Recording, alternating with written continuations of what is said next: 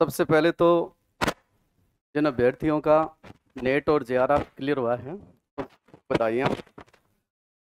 उन सभी को बहुत सारी बधाइयाँ। देखो, नेट के बारे में मैं आपकी औरों की बात नहीं कर रहा हूँ, मेरा निजी अनुभव बता रहा हूँ।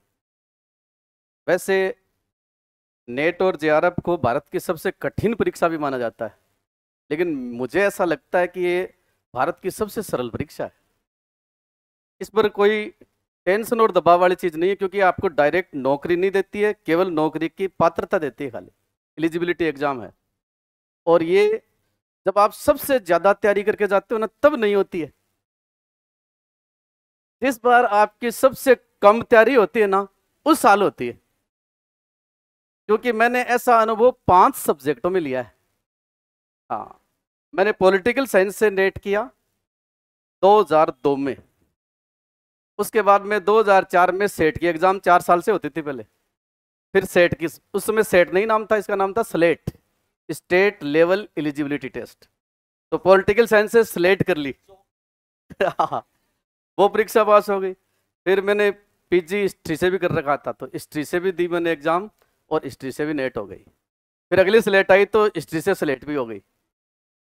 उसके बाद में मैंने एमएड कर लिया एजुकेशन साइकोलॉजी में। तो एजुकेशन साइकोलॉजी से जैसे ही एमएड कंप्लीट हुआ, उसके बाद में एजुकेशन साइकोलॉजी से भी नेट हो गई। और फिर तीसरी सेट हुई 12वें साल, तब मैंने आरपीसी से एजुकेशन साइकोलॉजी है उसमें, पिछली बार एक ही बार हुई है अभी तक सेट उसमें, तो उसमें भी वो भी हो गई। उसके बाद में मैंने हिस्ट्री बेस पर एक पेपर चलता है इंडियन कल्चर, उसमें पीजी नहीं करी थी, खाली हिस्ट्री पढ़ी हुई थी। उसके बेस पर तैयारी करी, और उस परीक्षा के अंदर भी नेट पास कर ली इंडियन कल्चर में। और फिर हिस्ट्री बेस पर ही एक नेट और होती है, जैनिज्म, बुद्धिज्म एंड गांधीज्म, यानी जैन धर्म पे, बौद्ध धर्म पे और गांधीवाद पर, इन तीनों का एक पेपर चलता है, इसकी नेट होती है। तो वो नेट की एग्जाम भी दी, और उस नेट के एग्जाम मेरे को ऐसा एक्सपीरियंस हुआ जो किसी को भी नहीं हुआ। क्योंकि उस एग्जाम का सेंटर था, उसमें खाली 14 ही आदमी परीक्षा देने के लिए आए, और जयपुर सेंटर था। और सबसे बड़ी बात यह है कि उसमें जो नेट की एग्जाम देने आए ना, वो बाकी 13 आदमी सन्यासी थे, मैं गृहस्थ था खाली एक। हाँ, वो मुंह बंधे हुए जैनी आए थे 4-5 एक तो, और कुछ वो साधु बुद्धिस्ट आए थे। और खाली वो 14 में से पूरे इंडिया के अंदर ही खाली 9 लोगों की हुई थी वो।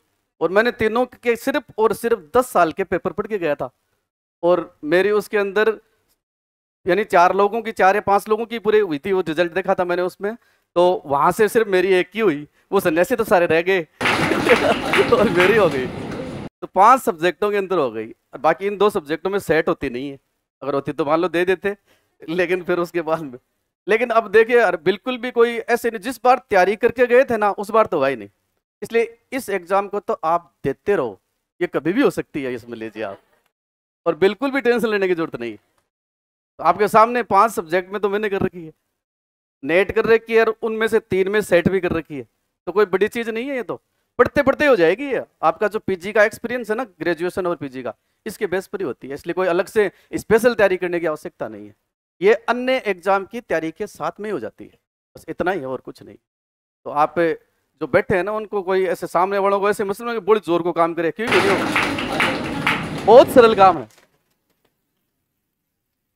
बहुत सरल काम है। अगले साल आप में से भी 20-25 कर लेंगे। अब मैंने बता दिया है, एक ही तरीका है, 15-20 साल के पेपर पढ़ लो बस, खाली पीछे वाले, और बाकी आप वाले तैयारी काम आ जाएगी, उससे पकड़ में आ जाएगी आपके। ट्रिक से पास होती है नेट, खाली नहीं, एक ही आदमी 5 सब्जेक्ट में थोड़ी कर सकता है, ये बताओ, ट्रिक से होती है सारी की सारी। ठीक है, इतना ही